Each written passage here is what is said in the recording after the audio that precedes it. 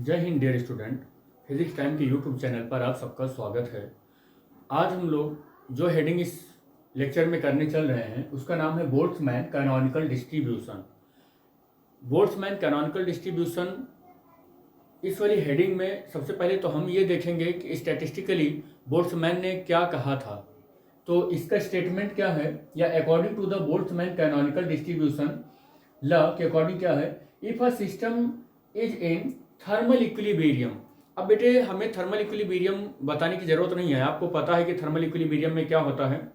इससे पहले आप स्टैटिस्टिकली आप एक्सप्लेन कर चुके हो कि थर्मल इक्विलिब्रियम कब अचीव होता है किसी सिस्टम का। तो मैं एक बार याद दिलवा दूं कि कब अचीव होता है। एक तो बेटा जब उस सिस्टम की एंट्रोपी मैक्सिमम हो जाती है, थर्मोडाइनमिकली एंट्रोपी मैक्सिमम हो जाती है, तब हम कहेंगे कि वो सिस्टम इक्विलिब्रियम में है। और स्टैटिस्टिकली आप क्या बोलते हो कि उसकी प्रोबेबिलिटी जो है वो मैक्सिमम हो जाती है, तो वो इक्विलिब्रियम सिस्टम हो जाता है, इक्विलिब्रियम स्टेट में वो सिस्टम आ जाता है। तो कह रहा है कि जब हम एक सिस्टम को थर्मल इक्विलिब्रियम में रखते हैं किसके साथ, एक रिजर्वायर के साथ। बेटे यहाँ रिजर्वायर का मतलब होता है एक ऐसा सोर्स, एक ऐसा सिस्टम जो बहुत बड़ा हो हमारे सिस्टम के कंपैरिजन में, एक ऐसा सोर्स जो हमारे सिस्टम के कंपैरिजन में बहुत बड़ा हो, उसके साथ थर्मल इक्विलिब्रियम की कंडीशन में रखा हुआ है। और सिस्टम का जो टेम्परेचर है वो टी मानकर चल रहे हैं। सिस्टम का जो टेम्परेचर है वो एब्सोल्यूट टेम्परेचर है और टी मानकर चल रहे हैं। तो if a system is in thermal equilibrium with a heat reservoir, heat reservoir को हम सोर्स बोल रहे हैं। जैसे हम कह दें कि एक कप चाय हम रखते हैं अपने, जैसे ठंडी चल रही है तो ठंडी में हम क्या करते हैं, चाय पीते हैं, तो टेबल पर एक कप चाय रख लिए। अब एक कप चाय धीरे धीरे क्या होता है, उसका टेम्परेचर डिके होता रहता है, और एक टाइम ऐसा आ जाता है कि उस एक कप चाय का टेम्परेचर हमारे इन्वायरमेंट के टेम्परेचर के लगभग बराबर हो जाता है।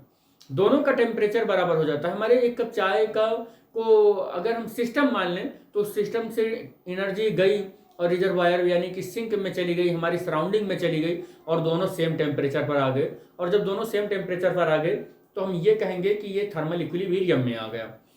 तो यहाँ पर जो हमारा इन्वायरमेंट है वो क्या है, रिजर्वायर है, यानी कि सोर्स है। जिसमें और रिजर्वायर या सोर्स एक ऐसी चीज होती है जिसमें से कुछ अमाउंट ऑफ एनर्जी चाहे निकाल लो और चाहे कुछ अमाउंट ऑफ एनर्जी डाल दो। इस एनर्जी डालने या निकालने से रिजर्वायर या सोर्स के एनर्जी पर कोई फर्क नहीं पड़ता है, उसका पूरी की पूरी एनर्जी लगभग कांस्टेंट ही रहती है। तो ऐसे को हम रिजर्वायर या सोर्स ही कहते हैं।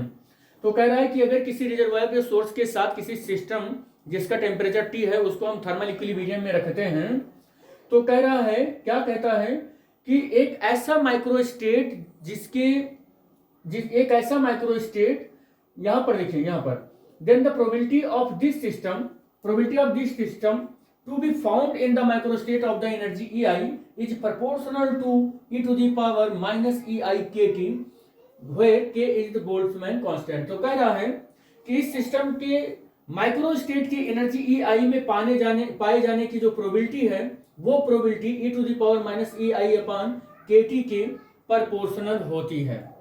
फिर से इस बात को समझ लें, यहां से इस बात को समझ लें, यहां से इस बात को समझ लें कि इस सिस्टम की जो माइक्रोस्टेट होगी, कैसी, कौन सी सिस्टम की माइक्रोस्टेट होगी, जो सिस्टम हमारा इस रिजर्वायर के साथ थर्मल इक्विलिब्रियम में रखा हुआ है, उस सिस्टम की माइक्रोस्टेट की एनर्जी ई आई में माइक्रोस्टेट की एनर्जी ई आई में पाए जाने की जो प्रोबेबिलिटी है वो probability e to the power minus E I upon K T के डायरेक्टली प्रोपोर्शनल होगा, जहां पर जो k है वो बोल्ट्जमैन कांस्टेंट है और t एब्सोल्यूट टेम्परेचर है बेटा, जो कि सिस्टम और सोर्स या रिजर्वायर एक थर्मल इक्विलिब्रियम कंडीशन में है, वो टेम्परेचर है।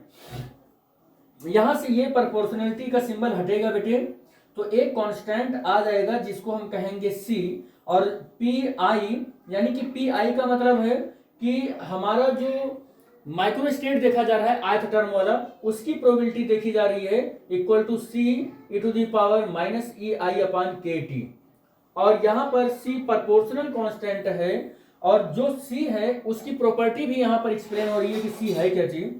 तो c एक ऐसा कांस्टेंट है या कह सकते हैं एक ऐसा प्रोपोर्शनलिटी कांस्टेंट है जिसकी वैल्यू आई के ऊपर डिपेंड ही नहीं करता है, इंडिपेंडेंट ऑफ आई है। अब यहाँ पर आई आपको थोड़ा बहुत कंफ्यूज कर सकता है, लेकिन उसको भी मैं एक्सप्लेन करते हुए चलूंगा, और इस पूरे टॉपिक में पूरा ये हम एक्सप्लेन ही करते चलेंगे कि क्या है क्या नहीं है।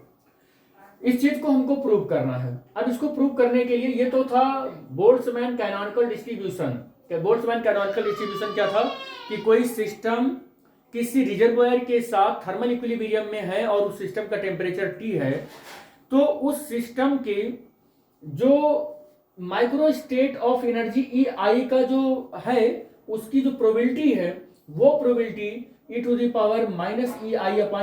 के डायरेक्टली प्रोपोर्शनल होगा। ये तो स्टेटमेंट आपको समझ में आ जाना चाहिए। अब इसको प्रूव करना है, तो प्रूफ क्या है? Consider a small system A. Suppose कर लेते हैं कि एक स्मॉल सिस्टम है जो ए है। मैं इधर का मिटा दे रहा हूं क्योंकि इधर जितनी बातें होंगी उसे हमें समझाना भी पड़ेगा। कह रहा है कि सपोज कर लेते हैं कि मेरे पास एक सिस्टम है और वो सिस्टम क्या है? ए है। सिस्टम क्या है? ए है। बेटे ये मेरे पास सिस्टम है और ये सिस्टम कितना है? ए है। कह रहा है बहुत स्मॉल है ये। क्या है ये? स्मॉल सिस्टम है ये, याद रखना, ये स्मॉल सिस्टम है और ये थर्मल इक्विलिब्रियम में है with the large heat reservoir.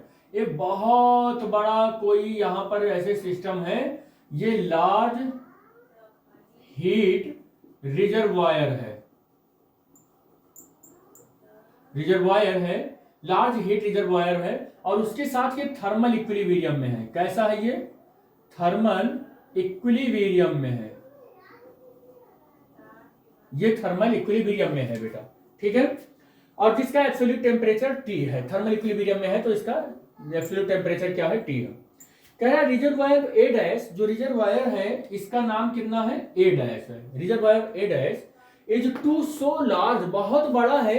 किसकी कंपैरिजन में? सिस्टम ए की कंपैरिजन में ये बहुत बड़ा है, ये बहुत बड़ा है।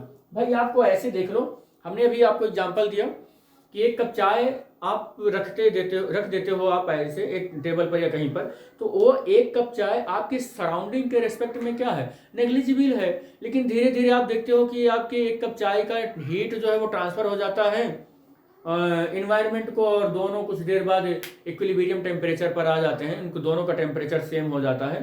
तो वहां पर आप देख रहे हो कि एक कप चाय आपकी सराउंडिंग के रेस्पेक्ट में क्या है? नेग्लिजिबल है, और दोनों थर्मल इक्विलिब्रियम में आ रहे हैं। इस तरीके से आप समझ सकते हो। कह रहा है कि that its temperature does not change by the mutual interchange of the heat between the system and the reservoir.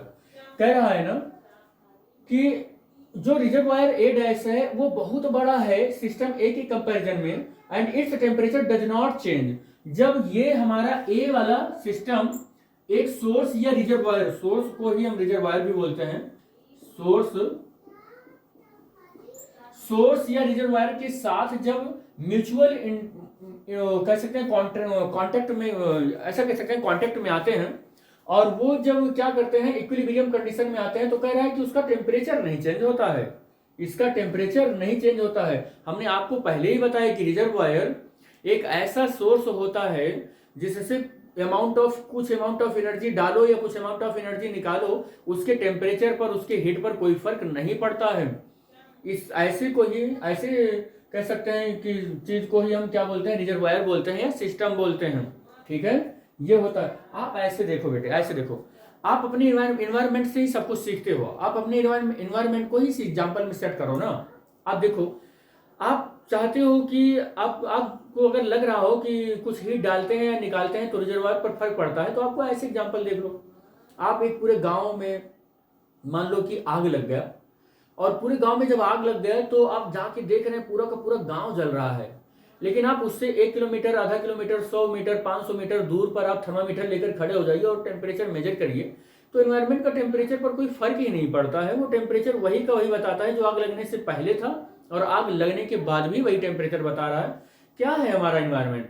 एक रिजर्वायर है, एक सिंक है, जिसमें से कुछ अमाउंट ऑफ एनर्जी डालो या कुछ अमाउंट ऑफ एनर्जी निकालो, उस पर कोई फर्क नहीं पड़ता है।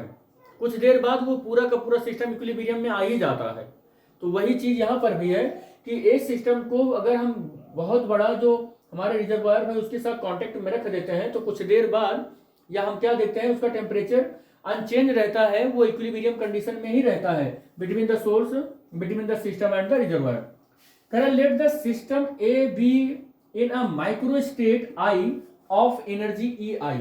कह रहा है कि एनर्जी ई आई का जो micro state I micro state की जो सिस्टम ए की जो एनर्जी जिसकी ई आई है, उसके आई माइक्रो स्टेट का क्या होगा। अच्छा हाँ, एक चीज और यहाँ पर एक चीज है, यहां मैं इसको समझा दूं आपको कि मान लेते हैं कि एक सिस्टम है बेटे, हाँ इस चीज को ध्यान में रखना। और इस सिस्टम का ये मान लो फेज स्पेस है, इस सिस्टम का ये क्या है, फेज स्पेस है। अब फेज स्पेस है, इसको इक्वल कई सारे पार्ट में हम डिवाइड कर दे रहे हैं, जिसको हम क्या बोलेंगे बेटे, फेज सेल बोलेंगे। क्या बोलेंगे, फेज सेल बोलेंगे। अगर ये पहला सेल है, दूसरा सेल है, तीसरा सेल है, डॉट डॉट डॉट, ऐसे मैं मान लेता हूं कि ये क्या है, आयत सेल है। इसमें नंबर ऑफ मॉलिक्यूल जो है वो कितने हैं, dn है या n1 है, ऐसे मान लेते हैं, dn2 है, dn3 है, डॉट डॉट डॉट। इस वाले में कितने नंबर ऑफ मॉलिक्यूल होंगे, dni होंगे। कितना होंगे मॉलिक्यूल, dni होंगे। इसकी अगर एनर्जी की बात करें तो de होगा या E1 एनर्जी होगी, इसकी E2 एनर्जी होगी, इसकी E3 एनर्जी होगा, इसका E4 5, इसकी एनर्जी कितनी होगी, EI होगी। क्या होगी इसकी एनर्जी, EI होगी। तो आयत माइक्रोस्टेट की जो एनर्जी है, यहां पर देखो सिस्टम ए का जो सिस्टम है, सिस्टम ए का ध्यान से सुनना, सिस्टम ए के आयत माइक्रोस्टेट की जो एनर्जी है वो कह रहा है वो EI है। ध्यान से देखना इस बात को, यहीं पर लिखा हुआ है, ये लिखा हुआ है। कह रहा है कि सिस्टम ए के आयत माइक्रोस्टेट की जो एनर्जी है वो क्या है, EI है। ऐसे यहां की अगर बात करें तो ये वाला अगर फेज सेल की हम बात करें तो अगर ये n है तो इसकी एनर्जी कितनी हो जाएगी, इसमें नंबर ऑफ पार्टिकल dn हो जाएगा और इसकी एनर्जी कितनी हो जाएगी, En हो जाएगी। तो कह रहा है कि सिस्टम ए के आयत माइक्रोस्टेट की जो एनर्जी है वो EI है। हालांकि although the reservoir can have any energy, जबकि रिजर्वायर के पास तो कुछ भी एनर्जी हो सकती है, रिजर्वायर के पास तो कुछ भी एनर्जी हो सकती है। और वो एनर्जी हमने क्या मान लिया कि E डैश है। रिजर्वायर के पास कौन सी एनर्जी है, E डैश है। समझ में आ रही है बात। और इसकी एनर्जी हमने क्या मानी है, आयत टर्म वाली माइक्रोस्टेट की एनर्जी EI मानी है। कितना मानी है, EI मान लिया है हमने। तो इस कंबाइंड सिस्टम की टोटल एनर्जी कितनी होगी, कंबाइंड सिस्टम तो क्या हो जाएगा, कंबाइंड सिस्टम देखो, but the combined system and reservoir being isolated, combined system हो जाएगा तो क्या हो जाएगा, ये combined system being the isolated will have a constant energy E। अब इस पूरे कंबाइंड सिस्टम की जो एनर्जी हो जाएगी वो क्या हो जाएगा बेटे, कांस्टेंट हो जाएगा। यानी कि हम ऐसा कह सकते हैं कि total energy of the system क्या हो जाएगा, total energy of the combined system, combined system की एनर्जी क्या हो जाएगी बेटे, तो combined total energy of the combined system क्या हो जाता है, वो हो जाता है E, जो कि कांस्टेंट होता है। क्या होता है बेटा, जो कि कांस्टेंट होता है। एक तरीके से आपको याद होगा ये कांस्टेंट है, दो कांस्टेंट होते हैं कि अगर इनमें dn मॉलिक्यूल हैं और एक मॉलिक्यूल की एनर्जी कितनी है, या n1 मॉलिक्यूल ले लो, अगर एक मॉलिक्यूल की एनर्जी E1 है और n1 मॉलिक्यूल है तो कितना हो जाएगा, E1 और n1। इस वाले में E2 मॉलिक्यूल n2 मॉलिक्यूल है और एक मॉलिक्यूल की एनर्जी E2 है, तो आपको याद आ रहा होगा E2 और n2 हो जाएगा। तीसरे में n3 मॉलिक्यूल है और एक मॉलिक्यूल की एनर्जी n3 है, तो इस फेज सेल की एनर्जी कितनी हो जाएगी, n3 और E3 हो जाएगी, डॉट डॉट डॉट। ऐसे इस वाले की बात करें कि इसमें मान लेते हैं कि हमारे पास जो मॉलिक्यूल है वो Ni है और इसकी एक मॉलिक्यूल की एनर्जी EI है, तो कुछ इस तरीके से होगा, डॉट डॉट डॉट। और अगर मैं मान लूं कि यहाँ n वाले का जो मॉलिक्यूल है वो n है और इसकी एक की एनर्जी En है, तो हम ये कहते हैं कि नेट एनर्जी जो होगी वो क्या होगी बेटे, वो नेट एनर्जी कांस्टेंट होगी। क्या होगी, नेट एनर्जी कांस्टेंट होगी। ये कांस्टेंट आप लोगों ने पढ़ लिया होगा। और ये हमने ही पढ़ाया है फिजिक्स टाइम के यूट्यूब चैनल पर विजिट करके। आप स्टैटिस्टिकल फिजिक्स के एक सेपरेट प्लेलिस्ट है, उसमें जाके आप देख सकते हैं कि ये हमने करवाया है। तो आपको ये समझ में आ रहा होगा जो ये लाइन बोल रहा है कि कंबाइंड सिस्टम की जो नेट एनर्जी होती है, टोटल एनर्जी होती है, वो क्या होती है? कांस्टेंट होती है। ये कांस्टेंट होती है, क्या होती है? कांस्टेंट होती है। नेट एनर्जी कांस्टेंट होती है। ठीक है बेटे। और अगर नेट एनर्जी कांस्टेंट होती है तो इस आयत माइक्रोस्टेट की एनर्जी हमने EI माना है, और इसकी एनर्जी हमने कुछ भी हो सकता है, और वो एनर्जी हमने क्या मान लिया है? I डैश मान लिया है। वो एनर्जी कितना मान लिया है? I डैश मान लिया है। तो मैं इसको मिटा दूं, क्योंकि ये मैं मिटा लेता हूं यहां से ये। तो इसकी एनर्जी हमने रिजर्वायर का क्या माना है बेटा? E माना है, E डैश माना है, और इसकी एनर्जी कितना मानी है हमने? EI मानी है। तो नेट एनर्जी कंबाइंड सिस्टम का कितना हो जाएगा? वो हो जाएगा, इतना हो जाएगा, E नेट एनर्जी प्लस यहां पर इसका देखो रिजर्वायर की एनर्जी और प्लस आयत माइक्रोस्टेट की एनर्जी। समझ गए बात बेटे? अब हमें क्या चाहिए था? Energy of the reservoir. इस रिजर्वायर की एनर्जी चाहिए। रिजर्वायर की energy E dash equal to क्या हो जाएगा? Net energy minus ith microstate की एनर्जी EI हो जाएगा। इसको हमने इक्वेशन नंबर फर्स्ट बना दिया। ये इक्वेशन नंबर क्या हो गया? फर्स्ट हो गया। इसको मिटा दें।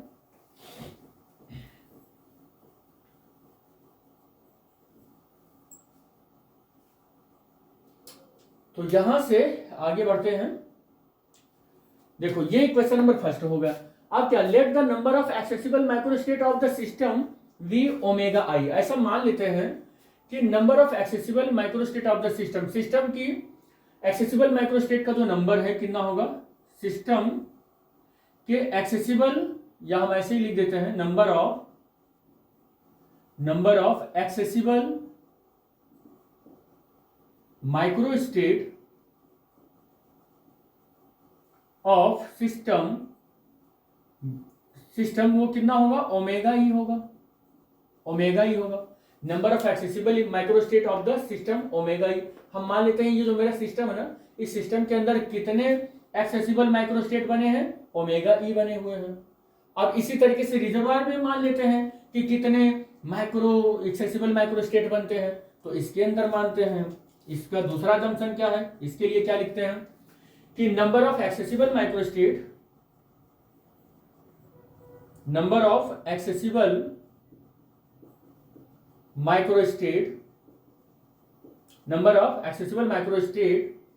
Of reservoir. तो रिजर्वायर का जो एक्सेसिबल माइक्रोस्टेट बन रहा है वो कितना बनेगा? वो बनेगा ओमेगा और E डैश, क्योंकि हमने इसकी एनर्जी E डैश मानी थी। अभी तभी हमने E डैश इक्वल टू क्या कैलकुलेट किया? E डैश इक्वल टू क्या कैलकुलेट किया? तो यहां पर E डैश इक्वल टू हमने कैलकुलेट किया है E माइनस EI। ये कैलकुलेट किया है। क्या कैलकुलेट किया है? E माइनस EI कैलकुलेट किया है। या हम इसी को कैसे लिख सकते हैं? ओमेगा और E dash is equal to omega और E माइनस EI, ऐसे भी लिख सकते हैं हम, जो कि यहां पर मैंने लिख रखा है। ये लिख रखा है यहां पर ये। ठीक है, ये लिख रखा है हमने, यही है। अब देखो आगे क्या होगा। आगे यहां पर इसको भी मिटा दें। आई थिंक आप लोग इसको नोट भी कर लिए होंगे। बेटे देखो, लिख कर इसलिए बता रहे हैं ताकि आपको लिखने का तरीका भी हो जाए कि क्वेश्चन में एग्जाम में इस क्वेश्चन का आंसर कैसे देना है। और दूसरी सबसे बड़ी बात है कि बहुत इंपॉर्टेंट टॉपिक है, बहुत ही इंपॉर्टेंट टॉपिक है ये। इंडिया की जितने भी यूनिवर्सिटी हैं, हर एक यूनिवर्सिटी का सिलेबस है ये। मैं किसी एक पर्टिकुलर यूनिवर्सिटी के सिलेबस को तो पढ़ा नहीं रहा हूँ। जितने भी यूनिवर्सिटीज़ हैं उनमें जो भी सिलेबस हैं उन सब को कवर करते हुए चल रहे हैं। और ये हर एक यूनिवर्सिटी में बार बार पूछा जाने वाला क्वेश्चन है, बहुत ही इंपॉर्टेंट क्वेश्चन है ये। ठीक है, तो ओमेगा ई डैश और omega E minus E dash यहां तक हो गया। कह रहा since the system is too small, हम तो ये देख ही रहे हैं कि system is too small with comparison या देन द रिजर्वायर। रिजर्वायर की कंपैरिजन में हमारा सिस्टम बहुत स्मॉल है। और कह रहा है कि therefore the total number of accessible microstate of the entire ensemble system. कह रहा है देखो इधर ध्यान से इस बात को हमको देख लेना है कह रहा है therefore total number of accessible microstate of the entire ensemble can be assumed to be the equal to the total number of accessible microstate of the reservoir। कह रहा है कि इसके अंदर ये सिस्टम जो मेरा है ना, इस सिस्टम के अंदर जितने भी एक्सेसिबल माइक्रोस्टेट बन रहे हैं इंटायर सिंबल के अंदर जितने भी एक्सेसिबल माइक्रोस्टेट बन रहे हैं वो माइक्रोस्टेट जितने भी बन रहे हैं, चाहे जो भी बन रहे हो, 1 लाख 2 लाख 10 लाख 20 लाख 50 लाख, चाहे जो भी बन रहे हो, ठीक है, उसी बात को हमको लिखना है कि total number of accessible microstate, total number of accessible microstate, total number of accessible microstate of entire ensemble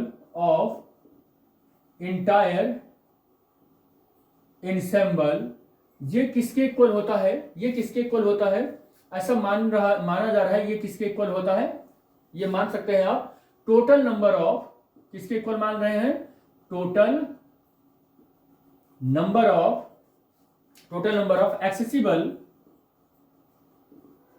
accessible microstate of reservoir, यही माना जा रहा है। तो total number of accessible microstate of entire the ensemble, ये just equal होना चाहिए किसके, total number of the accessible microstate of the reservoir, इसके इक्वल होना चाहिए। ये हमको पता चल गया, यहां से ये हमको पता चल गया। आगे क्या है, इसके रिजल्ट में क्या हो सकता है, देखो इधर, हाँ, फिर ये omega equal to E minus, और यहां से कितना हो जाएगा, ई आई हो जाएगा, यानी कि नेट एनर्जी में से आया तो माइक्रोस्टेट की एनर्जी माइनस हो जाएगी। Then by the principle of equal priori probability, equal priori probability भी हमने फिजिक्स टाइम के यूट्यूब चैनल पर कर दिया है, वहां पर भी जाकर आप देख सकते हैं कि इक्वल प्रियरी प्रोबेबिलिटी क्या होती है। The probability for the system A, देखिए ध्यान से, अब यहां पर कह रहा है ए सिस्टम की जो प्रोबेबिलिटी है to be microstate of the energy E I, और माइक्रोस्टेट की एनर्जी ई आई में सिस्टम ए की जो प्रोबेबिलिटी है बिल प्रोपोर्शनल टू, क्या करेगा, बिल प्रोपोर्शनल टू, किसके प्रोपोर्शनल होता है, इक्वल प्रियरी प्रोबेबिलिटी के अकॉर्डिंग, देखिए, to the total number of the entire ensemble, total number of the entire ensemble, ये इसके प्रोपोर्शनल होता है बेटे। अब याद रखना कि जो ये है ना, ये पी आई प्रोबेबिलिटी, ये डायरेक्टली प्रोपोर्शनल किसके होता है, total number of the entire ensemble system and the source, और यही डायरेक्टली प्रोपोर्शनल किसके होता है, ओमेगा, यही डायरेक्टली प्रोपोर्शनल किसके होता है, omega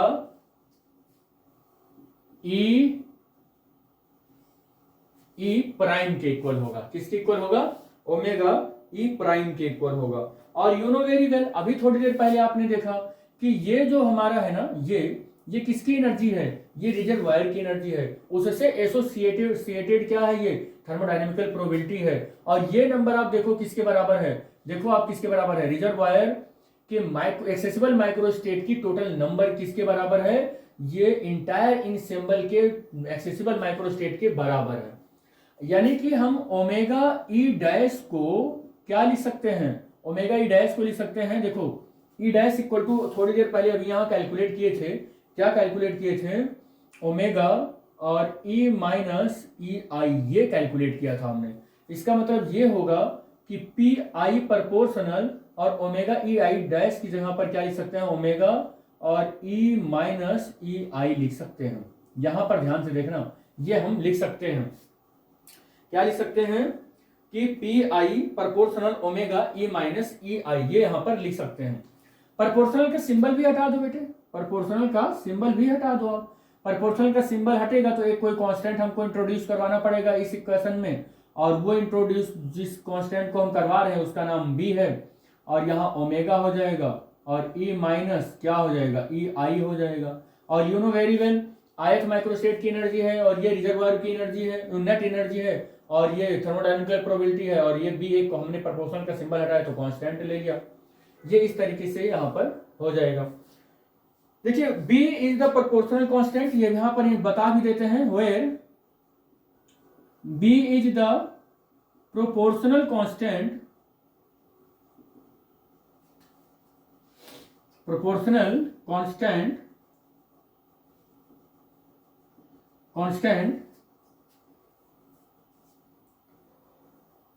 since system A is very small, since system ये system A is very small, A is very small, मान लेते हैं कि सिस्टम हमारा क्या है, बहुत छोटा है, system A is very small, then the reservoir A dash, then the reservoir A dash, then the reservoir A dash, we can write, अब बेटे देख लो आप कि सिस्टम आपका ये बहुत छोटा है, बहुत ही छोटा है, और रिजर्वायर क्या है ए डैश की तुलना में, तो हम क्या लिख सकते हैं, देखो अगर ये बहुत छोटा है तो ये कुछ एनर्जी अगर इसको दे भी दिया या इसने कुछ एनर्जी यहाँ पर ले भी लिया तो कोई, और थर्मल इक्विलिब्रियम में है तो कोई भी बहुत ज्यादा मतलब चेंज नहीं आएगी एनर्जी के ऊपर, इस रिजर्वायर की एनर्जी के ऊपर। या हम ऐसा कह सकते हैं कि हमारे जो रिजर्वायर की एनर्जी ई डैश है ना, वो इसकी एनर्जी जो है ना, इसकी एनर्जी या नेट एनर्जी के क्या होगा, या तो क्या हो जाएगा,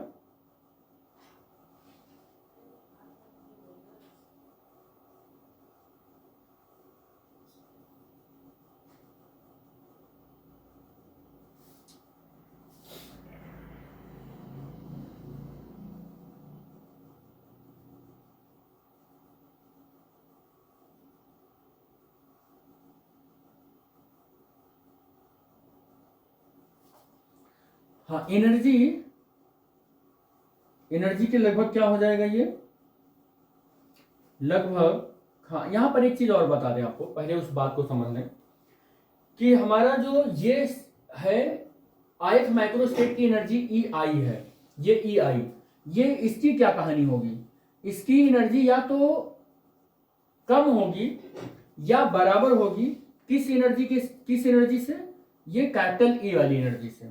और अगर इसी के रिजल्ट में हम लिखें सो दैट, तो अब आप देखें कि हमने इसकी एनर्जी ई डैश मानी है और इसकी एनर्जी कुछ आया या गया, बहुत ज्यादा चेंज नहीं होने वाला है, इसकी एनर्जी पर बहुत ज्यादा फर्क नहीं पड़ने वाला है, क्योंकि ये क्या है, इसकी कंपैरिजन में बहुत बड़ा सिस्टम है। और अगर ये बहुत बड़ा सिस्टम है तो यहाँ पर जो ई डैश है वो किसके लगभग बराबर होगा, वो नेट एनर्जी के बराबर होगा। ई डैश क्या है, हमारे रिजर्वायर की एनर्जी है, और ई क्या है, नेट एनर्जी है। तो ये दोनों, ये एनर्जी क्या होगा, लगभग एक दूसरे के क्या होंगे, इक्वल होंगे। और इसको हम क्या मानकर चल रहे हैं, इसको हम इक्वेशन नंबर 2 मानकर चल रहे हैं। ये क्या है, इक्वेशन नंबर 2, इससे पहले इक्वेशन नंबर 1 बन चुका है, इसको मिटाना भी पड़ेगा।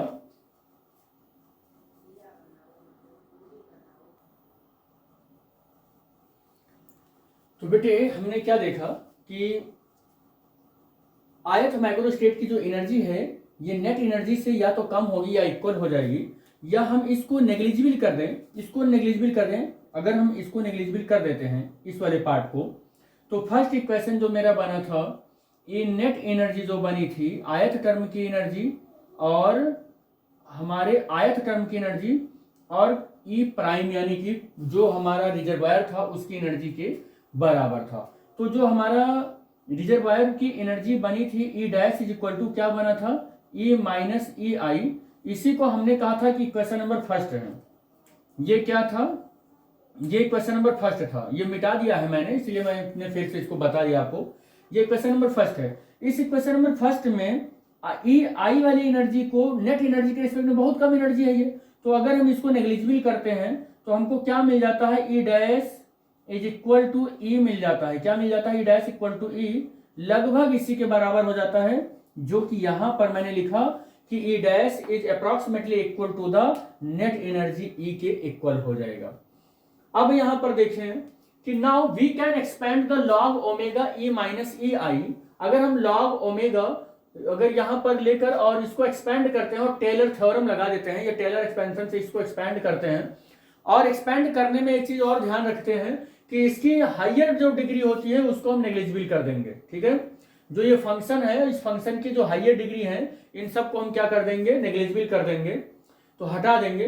तो हम टेलर थ्योरम को, ये फंक्शन को जानते हैं कि F X plus H equal to F X plus H D F upon D X, या कह सकते हैं H square plus H square factorial 2, और यहां से करली 2f अपान करली डी एक्स 2, और अगर यहां पर माइनस कर दें तो बस यहां पर माइनस हो जाएगा, बीच का साइन चेंज हो जाएगा, और बाकी हाइयर टर्म को हमें छोड़ना है, इसलिए मैंने हाइयर टर्म को नहीं लिखा है। अब हमें एक्सपेंड इसका करना है, log omega E minus E I का, log omega E minus E I का। यहां पर फंक्शन क्या है बेटे, ये भी आपको पता होना चाहिए। फंक्शन मेरा ये है, x क्या है, ये है मेरा, h क्या है, ये है मेरा। अब फार्मूले में रखो एफ एक्स, यानी कि क्या हो जाएगा, लॉग केवल ओमेगा, लॉग ओमेगा, और x की जगह पर e है तो हमने यहां पर e लिख लिया। ध्यान से देखना, टेलर थ्योरम एक्सप्लेन हो रहा है यहाँ। लॉग देखो फंक्शन है, फंक्शन मैंने लिख लिया लॉग ओमेगा, और x है, x की जगह पर मेरा क्या है, e है, तो मैंने e लिख लिया यहाँ पर, माइनस तो माइनस, फिर क्या है, h है, क्या है यहाँ पर h मैंने यहाँ पर देखो h ये है, और h मेरा यहाँ पर e आई है, क्या है e आई, और d बाई या करली बाई करली x, तो फंक्शन का करली बाई करली डी एक्स, करली एक्स के रेस्पेक्ट में हमें इसका डिफरेंशिएशन करना है। अब हम क्या करने वाले हैं कि करली बाई करली एक्स की जहां पर x यहाँ पर e है, तो करली बाई करली e हो जाएगा, और यहाँ पर फंक्शन है, और फंक्शन मेरा लॉग ओमेगा है, और हाइयर टर्म को हमने नेग्लिजिबल कर दिया, हाइयर टर्म को हटा दिया। और एक चीज हमने देखा कि यहाँ पर ई डैश ई के इक्वल है, ई डैश ई के इक्वल है, यानी कि इस ई को हम ई डैश में कन्वर्ट कर ले जाएंगे। तो कन्वर्ट कर ले गए अगर हम, तो ये वाला फंक्शन एज इट इज रहेगा, equal log omega E minus और ई आई, और करली बाई करली ई की जगह पर करली ई डैश कर दिया, और यहां पर ये बात लिख लीजिए आप कि ई जो है वो ई डैश के इक्वल है, तब मैंने ऐसा लिखा है, यहां पर लिख भी दिया है। अब आप देखें कि ये वाला जो टर्म है, ये वाला जो टर्म है बेटा, ये वाला टर्म जो है ये इक्वल के इधर चला जाएगा, तो माइनस हो जाएगा लॉग ई, और ये वाला टर्म एज इट इज रहेगा। और आपको बोल्ट्जमैन जो एंट्रोपी और प्रोबेबिलिटी रिलेशन है, यानी कि बीटा पैरामीटर वाली टॉपिक है, उसमें beta is equal to 1 upon KBT prove हुआ था, और इक्वल टू डेल या करली अपान करली ई और लॉग ओमेगा ये प्रूव हुआ था। यानी कि इसकी जगह पर हम क्या लिख सकते हैं, बीटा लिख सकते हैं। क्या लिख सकते हैं, बीटा लिख सकते हैं। तो हमने क्या किया है, ई आई एज इट इज लिखा, और इसकी जगह पर बीटा मेंशन कर दिया इस इक्वेशन में, और लेफ्ट हैंड साइड में कोई चेंजिंग नहीं की, एज इट इज हमने उसको लिख लिया। Log M minus log N का फार्मूला होता है log M by N, log M by N omega E minus E I, और ओमेगा ई हमने ऐसे लिख दिया, और माइनस ई आई और बीटा एज इट इज लिख लिया। बेटे फार्मूला क्या होता है कि log base E A is equal to, अगर बी है तो a इज इक्वल टू क्या होता है, e to the power b हो जाता है। क्या हो जाता है, a is equal to e to the power b। यहां से log लिया, या हम कह सकते हैं एंटी लॉग लिया, तो ये फंक्शन तो एज इट इज रहेगा, और यहां पर ये जो है ना वो e की पावर में चला जाएगा। देखो ये जो इधर लिखा हुआ होता है वो e की पावर में हो जाता है, और जहां कुछ नहीं लिखा है वहां पर बेस e माना जाता है, तो यहां पर आ गया ये। अब इसका क्रॉस मल्टीप्लाई कर लेते हैं बेटे, इसका क्या कर लेते हैं, क्रॉस मल्टीप्लाई कर लेते हैं ऐसे, तो ये तो फंक्शन यही रहेगा, और इस फंक्शन के साथ इसका मल्टीप्लाई आ जाएगा, जो कि यहां पर है, ये यहां पर है, ये यहां पर, ये हमने मल्टीप्लाई कर लिया, तो ओमेगा ई और E to the power minus beta और E I. Here omega E is a constant and it does not depend upon I. ये आई के ऊपर डिपेंड नहीं कर रहा है, ये जो कांस्टेंट ओमेगा ई है, अगर आई के ऊपर डिपेंड नहीं कर रहा है तो हम देखें कि फिर ये कांस्टेंट वैल्यू है, और अगर ये कांस्टेंट वैल्यू है तो एक नया कांस्टेंट हम एज्यूम कर सकते हैं जिसको हम बी डैश नाम दे दिए।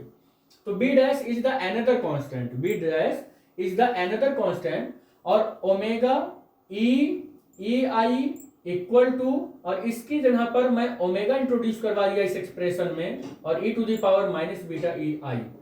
अब क्या हो जाएगा, इक्वेशन नंबर 2 जो है ना ये, और इक्वेशन नंबर मेरा जो 3 है, इसमें आप ध्यान से देखें, इक्वेशन नंबर 2 में b ओमेगा ई माइनस आई। अब आपको पता चल गया होगा कि ये हमने ये क्यों किया है, इसी की वैल्यू को फाइंड करने के लिए। ये वैल्यू हमको यहां पर मिल गई, ये वैल्यू हमको यहां पर मिल गई। इसकी जगह पर इसकी जगह पर मुझे क्या रखना है, B dash E to the power minus beta E I, और हमने यही रख दिया, यहीं पर रख दिया इक्वेशन नंबर 2 में। इसकी जगह पर ये वैल्यू रख दिया, B dash E to the power minus beta E I, ये वैल्यू रख दिया। हमने क्या देखा यहां पर कि अब क्या देखा कि ई ये बी डैश, ये बी डैश, ये एक नया कांस्टेंट आ गया। कांस्टेंट का मल्टीप्लाई हुआ कांस्टेंट ही तो आएगा, कांस्टेंट नया आ गया जिसको हम सी मान रहे हैं। क्या मान रहे हैं, सी। तो पी आई, हाँ जाओ, P I is equal to, ये क्या हो गया, सी, और E to the power minus beta और ई आई हो गया। दिस प्रोबेबिलिटी डिस्ट्रीब्यूशन, यहां पर देखिए, this probability distribution is called Boltzmann canonical distribution. हमको यही प्रूव करना था कि ith माइक्रोस्टेट के अंदर जो कोई भी एक्सेसिबल माइक्रोस्टेट की प्रोबेबिलिटी होगी, उसकी जो प्रोबेबिलिटी होगी वो किसके बराबर होगा या किसके प्रोपोर्शनल होगा, e to the power minus beta E I के बराबर होगा। और वही प्रूव हो गया कि बोल्ट्जमैन इज कैनोनिकल डिस्ट्रीब्यूशन यही है। और द एक्सपोनेंशियल फैक्टर, जो ये एक्सपोनेंशियल फैक्टर है e to the power minus beta E I, is called the Boltzmann factor. यही हमको प्रूव करना था। लेकिन इसी में हम एक चीज और करने वाले हैं, इसकी एप्लीकेशन पढ़ते हैं और इस c की वैल्यू को भी फाइंड करेंगे। c की वैल्यू को भी फाइंड करना है और इसका एप्लीकेशन भी पढ़ना है हमको।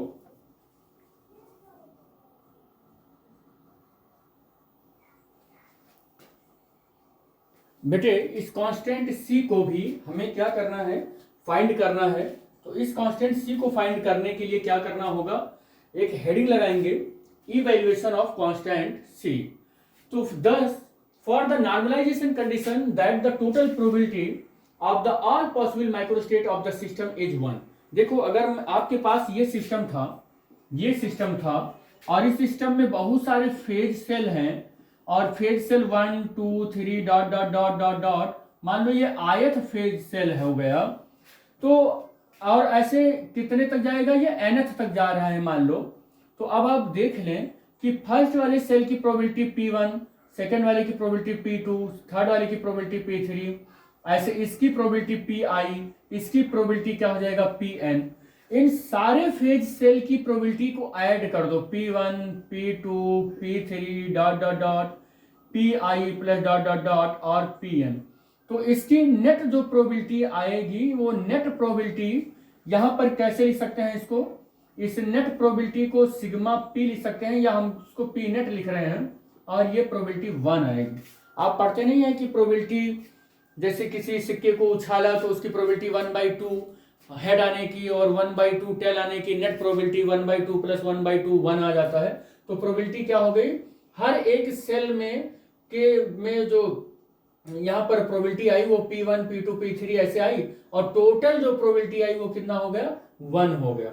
और अगर ये टोटल प्रोबेबिलिटी 1 हो गया, यानी कि ith माइक्रोस्टेट की जो प्रोबेबिलिटी है वो अगर 1 हो गई सबको ऐड करने के बाद, समेशन करने के बाद, तो हम यहाँ पर इक्वेशन, इस वाले इक्वेशन को यूज कर लेंगे, फ्रॉम इक्वेशन 4, ये इक्वेशन 4 को यूज कर लेंगे और पी आई की वैल्यू हम रखेंगे, क्या रखेंगे, पी आई की वैल्यू सिग्मा आई, और पी आई की जगह पर क्या रखेंगे, C E to the power minus beta E I minus beta E I यहां पर रख लिए, और इक्वल टू और 1 है तो 1 हमने लिख लिया यहां पर। अब यहां पर c को मैंने बाहर कर लिया सिग्मा से, और sigma I E to the power minus beta E I हो जाएगा, और c इज इक्वल टू 1 के अपान में ये चला जाएगा sigma I E to the power minus E I और बीटा हो जाएगा। ठीक है, putting the value of c in the equation number 4, equation number 4 में इसकी वैल्यू पुट करेंगे। जब पुट करेंगे तो हमें क्या मिलेगा, P I is equal to E to the power minus beta I E I. और यहाँ पर देखो बेटे, यहाँ पर ध्यान से, ये वैल्यू तो एज इट इज लिखा मैंने, लेकिन c की वैल्यू हमने कुछ इस तरीके से लिखा, इस वाली वैल्यू को, जो कि अपान में आ जाएगा। थोड़ा सा और मैं करेक्ट कर दूं इसको, बीटा की वैल्यू भी तो हम लिख सकते हैं, क्या लिख सकते हैं, 1/kbt या kt ही लिखते हैं, kt लिखते हैं। तो पी आई इक्वल टू क्या हो जाएगा बेटे, पी आई इक्वल टू क्या हो जाएगा, e to the power E to the power minus E I upon K T upon sigma I और E to the power minus E I upon K T, कुछ इस तरीके से ये आ जाएगा। यहाँ पर और आपको बता दें, ये वाली इक्वेशन को भी हम कुछ ऐसे लिख सकते हैं। कैसे लिख सकते हैं? P I is equal to C E to the power minus E I upon K T, ऐसे लिख सकते हैं। हमने बीटा की वैल्यू यहाँ पर क्या कर दी है? पुट कर दी है। बीटा की वैल्यू कितनी होती है? बीटा की वैल्यू 1 अपान के टी होती है। ठीक है, एंट्रोपी बोल्ट्जमैन एंट्रोपी और प्रोबेबिलिटी वाली से हमने इसको प्रूव भी किया है और कई सारी कंडीशंस भी बताई है जो कि पहले से लेक्चर अवेलेबल है। तो इस तरीके से इसका आ गया, सी की वैल्यू आ गई जो इस फॉर्म में होगा। सी की वैल्यू अगर रखेंगे तो ये फार्मूला हो जाएगा P I equal to E to the power minus E I K T upon sigma I, और आई की वैल्यू 1 से स्टार्ट होगी और कहाँ तक जाएगा? एन तक जाएगा, और E to the power minus E I और अपान के टी आ जाएगा। हम इसके इसी वीडियो में एक और टॉपिक कवर करेंगे, इसके एप्लीकेशंस क्या होते हैं उसको भी कवर कर लेंगे।